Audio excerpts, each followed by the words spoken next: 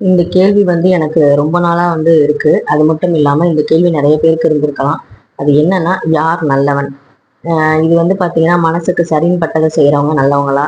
இல்ல மற்றவங்களுக்காக பொய்யா நடிச்சு, நல்லவன்ங்கிற பேரை வாங்குறதுக்காக போலியா வாழ்பவங்க நல்லவங்களா? யார பத்தியும் கவலைப்படாம சுயநலமா வாழ்பவங்க நல்லவங்களா? தன் சுயநலத்துக்காக எதையும் செய்வவங்க நல்லவங்களா? சாமி கும்பிடுவன் நல்லவனா?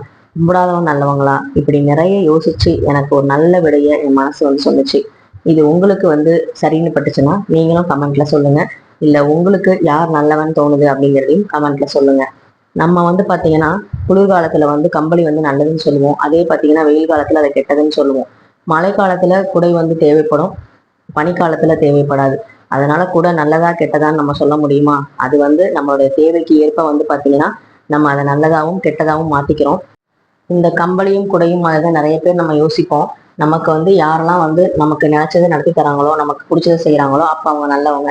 எது செய்யலையோ அப்ப நம்ம அவங்கள கெட்டவங்களா பாக்குறோம். என்னை பொறுத்த வரைக்கும் என்னுடைய புரிதல் எப்படி அப்படின்னா, எனக்கு நான் செஞ்சுக்கிற விஷயங்கள் எல்லாமே நான் மற்றவங்களுக்கு செய்யணும். எனக்கு எதெல்லாம் நான் செஞ்சுக்க மாட்டேனோ அதெல்லாம் நான் மற்றவங்களுக்கும் செஞ்சுக்க கூடாது. புரியலையா? என்னைய பார்த்து நான் பொறாமப்பட மாட்டேன். என்ன நான் நல்லா இருக்க கூடாதுன்னு நினைக்க மாட்டேன்.